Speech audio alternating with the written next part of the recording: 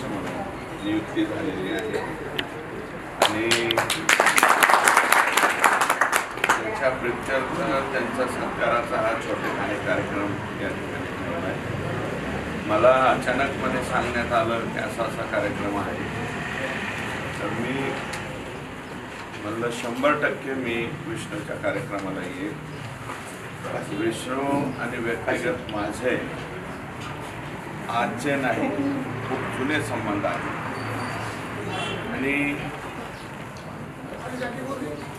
ज्यांच्या जीवनामध्ये पहाटच झालेली नाही, ज्यांच्या जीवनाची समाजामध्ये असे अनेक घटक आहेत, असे अनेक अजून सुद्धा आपण 1947ला स्वातंत्र्य जरी आपल्याला लाभलेलं असलं तरी अजूनही काही समाजातल्या काही समाज घटकांची जीवनात पहाट झालेली आहे आणि ती पहाट हळूहळू सुधारण्याच्या दृष्टीने चालू आहे। जोशी समाज हा संख्येने मला वाटतं या राज्यामध्ये अतिशय कमी असेल, ठराविक गावं आहेत हे आणि सगळ्या महाराष्ट्रामध्ये आमचं नातं आहे असं जोशी समाज सांगतो। कला आहे, अगदी कुटुंबाची सुद्धा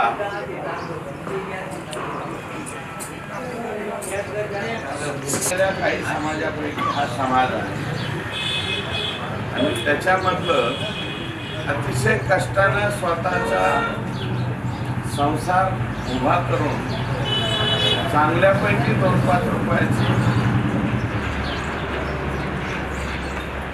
ठेव ही जमा 100% विष्णूने केलेली असेल। अतिशय आपल्याला, आपल्या कुटुंबाला, आपल्या समाजातील काही लोकांना निश्चितपणे मदत करण्याचं सुद्धा तो जे आहे ते काम करतो।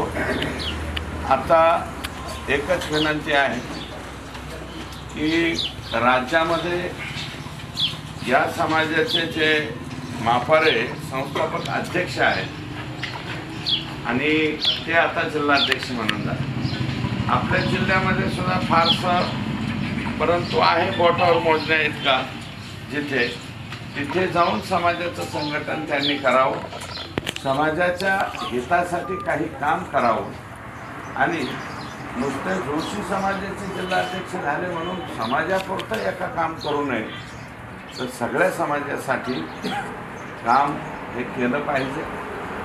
आणि जोशी असतील, तिरमाली असतील, काय अवस्था किती वाईट आहे तुम्ही पहा। घरातला पुरुष एकीकडे, महिला भगिनी एकीकडे, कुठं मुंबईला जाऊन पोत विकण्यापर्यंतचा धंदा करायचा, इथं पुरुष माणसांनी जाऊन भविष्य सांगायचं, ती सुद्धा एक मोठी कला असते। आमचे लोक साधे नाहीत जोशीचे, फार हिरोईनला सुद्धा येणं करून टाकतात आणि काही जणांना 100% सांगणार तुझं 100% भविष्य असं तसं कसं जमतंय काय कळत नाही, परंतु ते बरोबर त्या माणसाला सांगणार। शेवटी जीवन जगण्याची ही कला आहे। आता आम्ही लहान होतो समजा, त्यावेळेस खळी होते, मळनियंत्र नव्हतं, काय नव्हतं, परंतु हमखास त्या कालावधीमध्ये आता जोशी पैशामध्ये भविष्य सांगतो, पैसे घेऊन। पूर्वीच्या कालावधीत पैसा नव्हता, मग काय तर खड्यावरती आल्याच्या नंतर जे उर्वरित धान्य आहे थोडं बहुत, ते धान्य द्यायचं। आठवा, चिपटं, निपटं काय जे जुन्या कालावधीत म्हणायचे, मी पाहिलेलं, आधुनिक पाहिली समजा, त्याच्यानंतर चिपटं निपटं हे सुद्धा पाहिलेलं आहे। जेवढं काही येईल तेवढं आपलं त्याला द्यायचं, जे ते आपापल्या परिस्थितीनुरूप द्यायचं आणि त्याचं भविष्य सांगायचं। आणि प्रत्येक बऱ्याचशा माणसांना भविष्य बघण्याची जे आहे ते नाद असतो आणि शेवटी मनाला हे करून घेतात ना लोक तसं। आणि कोणत्याही माणसाचं भविष्य सांगणारा भविष्य कसं सांगत असतो मागील काळ फार तुमचा अडचणीचा गेलेला आहे, मागील हा, आणि पुढचा येणारा काळ तुमचा एकदम चांगला आहे का नाही? मग त्या माणसाला असं वाटते आयला खरंच बरं का वाईट लईच वाईट झालंय आपलं माग, पण आता पुढं आपलं चांगलं होणार आहे. मग त्यालाही गोड वाटतं, यालाही ओके वाटतं, आणि जे काय आहे आपलं ते घेऊन, आणि कधी कधी होत असते. आता मी माझ्या स्वतःच्या आयुष्यामध्ये मी काय कोणाला माझा हात दाखवलेला नाही बरं का. बरेचसे लोक मला म्हणले की ते हस्तरेषा वगैरे वगैरे, हा याच्यावर तुमचं भविष्य सांगतो, त्याच्यावर भविष्य सांगतो. पण मी म्हणलो मला काय भविष्य सांगू नको, तुला जे काय असेल.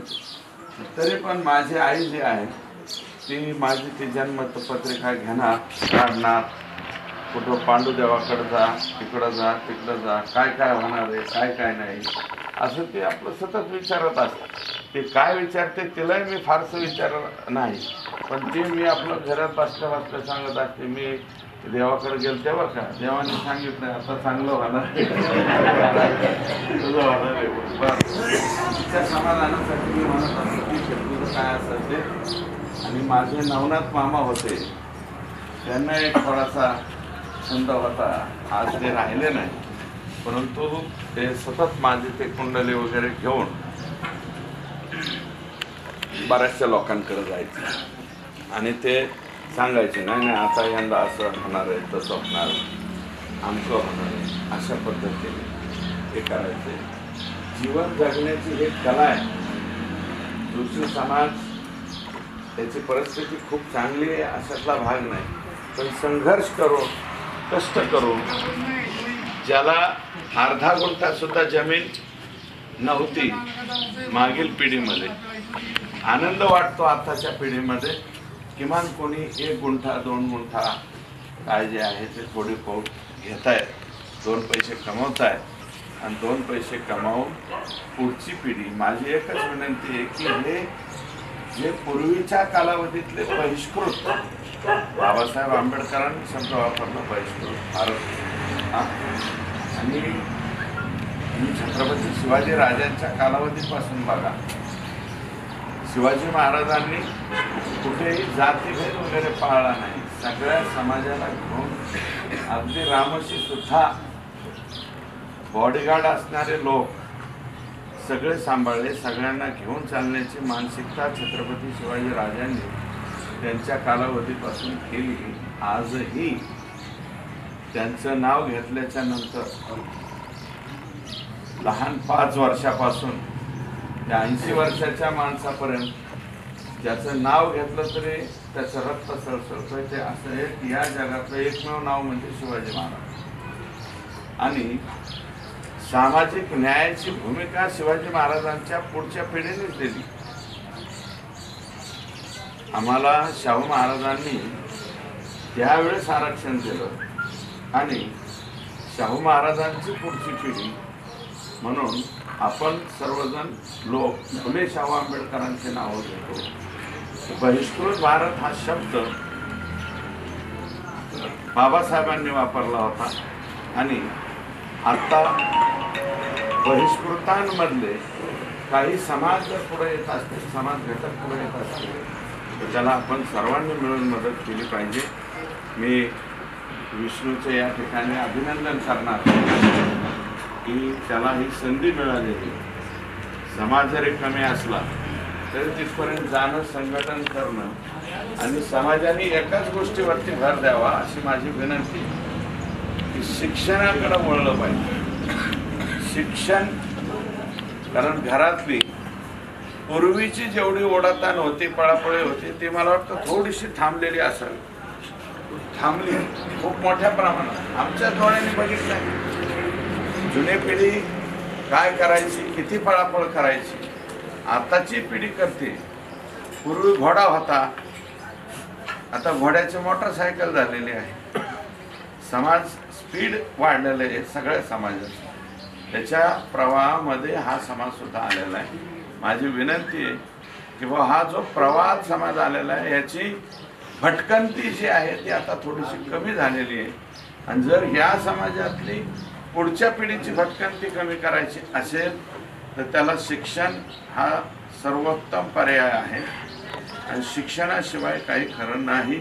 म्हणून पुढची पिढी ही शिकवली पाहिजे.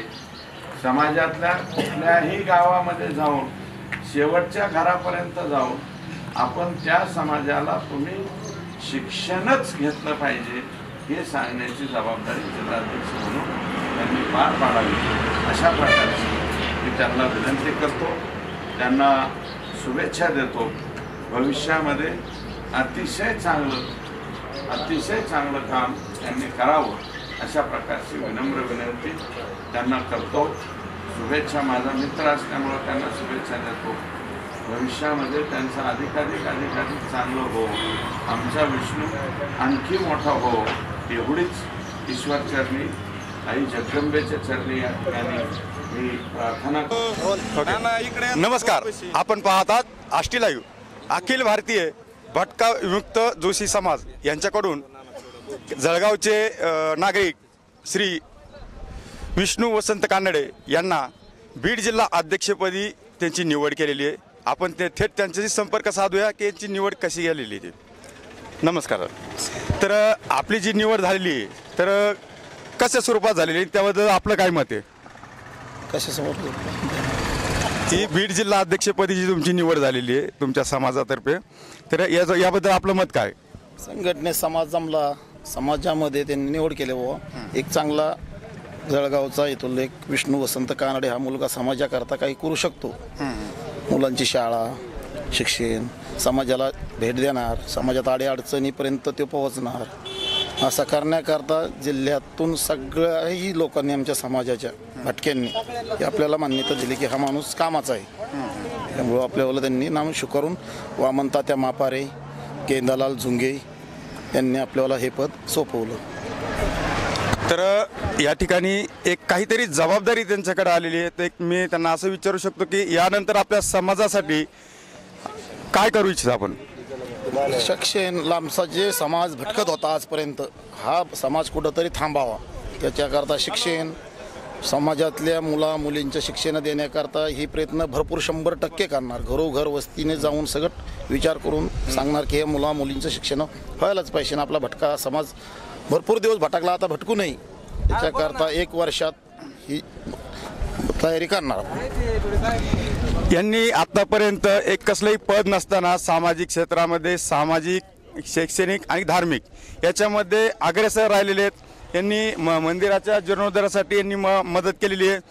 इथं या ठिकाणी 2 शाळा आहेत, एक अहिल्याबाई होळकर, एक जय भवानी विद्यालय.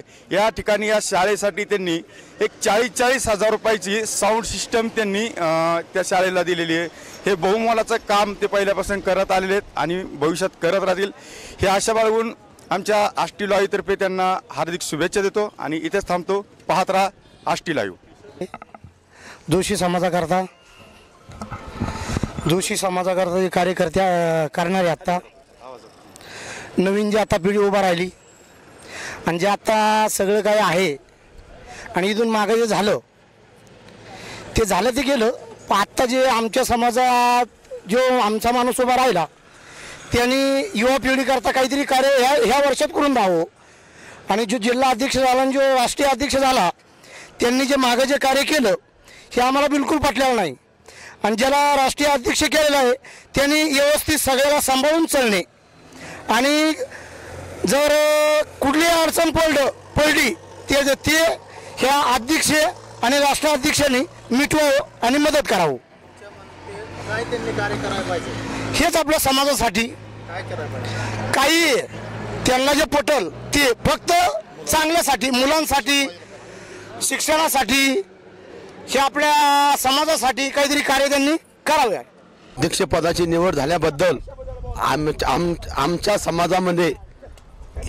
आमच्या समाजामध्ये मापारे असेल या गुंजलाल असेल ते त्या तिकडल्या साईडचे होते, पण ह्या साईडमध्ये बीड जिल्हा अध्यक्ष विष्णू वसंत कानडे यांना पद भेटल्याबद्दल आणि त्यांनी बी आतापर्यंत जे कार्य करत आलेले त्यांनीही आता तुम्ही मागचे सुद्धा कार्यालय विना काही नसताना सुद्धा पद नसताना सुद्धा शाळेला करणं, कुठल्याही मंदिराला मदत करणं, कुठल्याही समाजाच्या अडचणी, ते जोशी समाज असू, या तिरमाली समाज असू, या वडरी समाज असू, या गोंधळी समाज असू, कुठल्याही कार्यकर्त्यासाठी रात्रीचं अवरात्रीचं कधी किती वाजताही इथून उठून तिथं जाणं, घरचा संसाराचा विचार न करणं, हे आतापर्यंत विष्णू वसंत कानाडे यांनी आतापर्यंत हे समाजासाठी राबवित आलेले. आणि इथून पुढे अशी आम्हाला गॅरंटी आहे की ही बी ते असे करणारे. पण आता एकच इच्छा आहे आमची, एकच इच्छा आहे की आता आमचे अध्यक्ष मोदी पद निवड झाल्याबद्दल आमचा हा समाज नंदीबैल घेऊन भटकत हिंडणारा, की त्यांच्या सांगण्यावरून पहिले पालं घेऊन घोड्यावर नंतर आता काही ठाईक ठिकाणी रूपांतर झालेलं आहे. पण तेवढं त्यांना एकच विनंती की आमच्या मुलांना शिक्षण शिकवून काहीतरी मार्गी लावून काहीतरी त्यांना स्वतःच्या पाय उभा राहून दाखवून असं मोठं कार्य त्यांनी करावा. आणि आम्ही नंदीबैल घेऊन जातो गावी पर गावी. तिथं गेल्यानंतर आम्हाला आणि काही अडचण आल्यानंतर आम्हाला तिथे की बाहेर गाव आम्ही गेलो, त्याच्यामधून आमचा संसार आमचं पोट भरण्याचं काम करतो. मग काही लोक आम्हाला तिथं अलग नजराने पाहतात की तुम्ही चोर लोक आहे, तुम्ही लुबाडतात, हे करतात. कारण की आमच्या वडिलांच्या आजोपंजांच्या पिढ्यानपिढ्या गेल्या. आम्ही हा जोशी समाज नंदीबैल घेऊन येणारा लोक कधी चोऱ्या करणार नाही, कधी कुठला वाईट बोलणार नाही, मागून खाणार, मागून हक्काने घेणार. जर आम्हाला कुठे काही अडचण आली, आपले मापारे अध्यक्ष मापारे साहेब असणार, झुंगेलाल गेंदालाल झुंगे साहेब युवा नेता असणार, यांनी आमच्या अडचणीला कुठेही तरी असले तर आमच्या हे त्यांनी अडचण प्रश्न सॉल्व्ह करावा. आणि त्यांच्यासाठी आम्हाला त्यांनी बीड जिल्ह्यामध्ये नवे अध्यक्ष विष्णू वसंत कानाडे यांना त्यांना ते असा पाठिंबा त्यांनी दिला की हे आळलेले यांचे कामं, म्हणजे आळलेले हे जे लोक आहे की यांनी प्रश्न सॉल्व्ह करावे. यावेळीच आमचे 2 शब्द बोलून आमच्या मुलांना आणि घरच्या परिवारांना चांगला मार्गदर्शक मिळावा. स्थायिक झालेले लोक आहे त्यांच्यातून त्यांनी समाजासाठी कार्य करावा. आणि ते आतापर्यंत करतच आलेले, मंदिरासाठी, शाळेसाठी, लोकांसाठी आतापर्यंत झटत आलेले. असं करावं आणि इथून पुढे हे मागं कार्य केलं. पदवी नसताना आता तर पदवी भेटलेली आहे, आणखी बी करून काहीतरी मोठं दाखवेन अशी आमच्या समाजाच्या वतीने एकच विनंती आहे. एवढं त्यांना अध्यक्षपदाचा लाभ व्हावा आणि त्यांनी लोकांसाठी, समाजासाठी काहीतरी मोठं कार्य करून दाखवावा अशी आमची शुभेच्छा आहे.